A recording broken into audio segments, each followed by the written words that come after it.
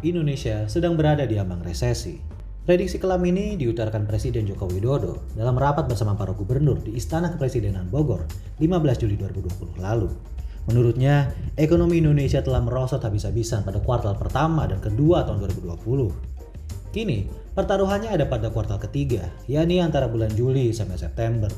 Bila performa kuartal ketiga tak bisa didongkrak, bisa dipastikan Indonesia masuk jurang resesi. Tapi, faktor apa saja yang membuat Indonesia terancam terperosok ke keadaan resesi? Lebih penting lagi, bila hal ini terjadi, kira-kira apa dampaknya buat kehidupan masyarakat banyak? Dalam ilmu ekonomi, resesi adalah istilah untuk menggambarkan kontraksi atau penurunan signifikan dalam pertumbuhan ekonomi. Suatu negara dapat dikatakan mengalami resesi bila pertumbuhan ekonomi menurun dari titik nol sampai negatif selama setidaknya 2 kuartal berturut-turut. Dalam keadaan tersebut, umumnya PDB real akan menunjukkan penurunan permintaan barang dan jasa, pendapatan individu dan daya beli masyarakat menurun, tingkat pengangguran bertambah tinggi, dan jumlah hasil produksi menurun.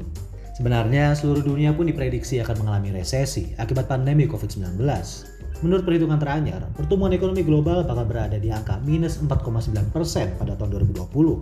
Angka ini 1,9% lebih buruk dari perkiraan pesimis World Economic Outlook 2020. PDB global diperkirakan akan berkontraksi antara minus 5,2 sampai minus 7,8%, membawa jutaan orang menuju jurang kemiskinan. Masa depan suram buat semua negara di dunia, termasuk Indonesia. Sejak pandemi baru mulai berhembus sekalipun, sebenarnya rapor pertumbuhan ekonomi Indonesia sudah cukup mengkhawatirkan. Pada kuartal 1, Badan Pusat Statistik mencatat pertumbuhan ekonomi Indonesia mentok pada angka 2,97%. Pertumbuhan tersebut mengalami kontraksi 2,41% dibandingkan kuartal 4 tahun 2019. Memasuki kuartal 2, hasilnya semakin menggemparkan. Menteri Keuangan Sri Mulyani menyatakan bahwa di kuartal kedua, ekonomi Indonesia negatif 4,3%. Rapor ini lebih buruk dari proyeksi sebelumnya, yakni minus 3,8%. Salah satu faktor yang menambah pesimisme pemerintah adalah kabar resesi yang terjadi di Singapura. Pada 14 Juli 2020, Kementerian Perdagangan dan Industri Singapura mengumumkan bahwa pertumbuhan ekonomi mereka anjlok 41,2% pada kuartal 2 tahun 2020. Berbagai ekonom memprediksi bahwa rapor ekonomi hancur lebur dari Singapura itu bakal berimbas juga ke negara-negara tetangga, termasuk Indonesia. Bila Singapura karam, Malaysia dan Thailand digadang-gadang bakal menyusul mereka. Sebab ketiga negara tersebut sangat bergantung pada perdagangan dan rantai pasok global. Ketika perdagangan global terkapar akibat pandemi COVID-19, sumber pemasukan utama mereka terganggu. Sebagian pihak merasa Indonesia posisinya agak berbeda. Apabila ketiga negara tetangga kita bergantung pada perdagangan global, mayoritas pemasukan Indonesia masih berasal dari konsumsi rumah tangga atau domestik.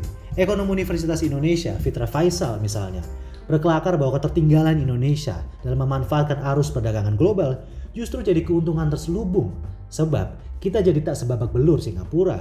Namun, ketergantungan Indonesia pada konsumsi rumah tangga dan pasar domestik tak akan menyelamatkan kita.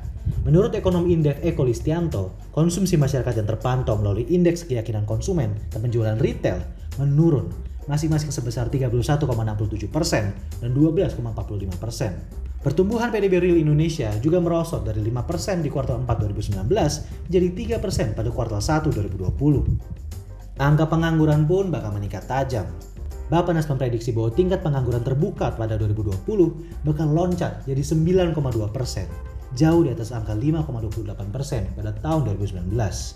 Artinya, dalam waktu dekat, daya beli masyarakat bakal menurun dan pasar domestik kita bakal kocar-kacir.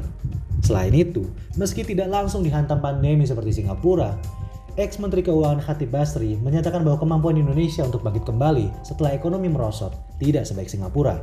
Penyebabnya, penerimaan negara masih bergantung pada sektor korporasi, terutama pajak dari perusahaan bidang energi dan sawit.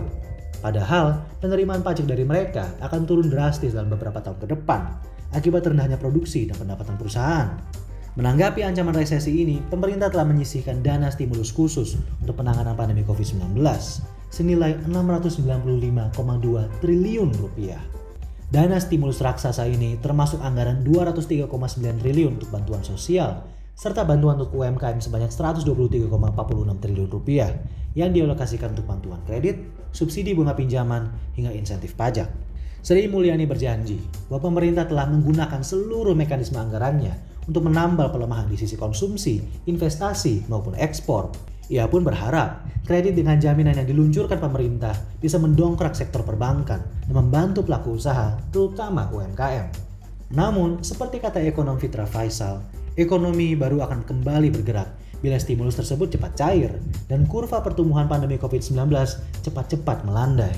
Mau tidak mau, Indonesia harus memprioritaskan penanganan pandemi agar pertumbuhan ekonomi jangka panjang tetap aman. Karena bila pandemi terus merebak, orang-orang meninggal, dan angka positif COVID-19 masih tinggi, siapa pula yang bakal tersisa untuk menggerakkan ekonomi Indonesia?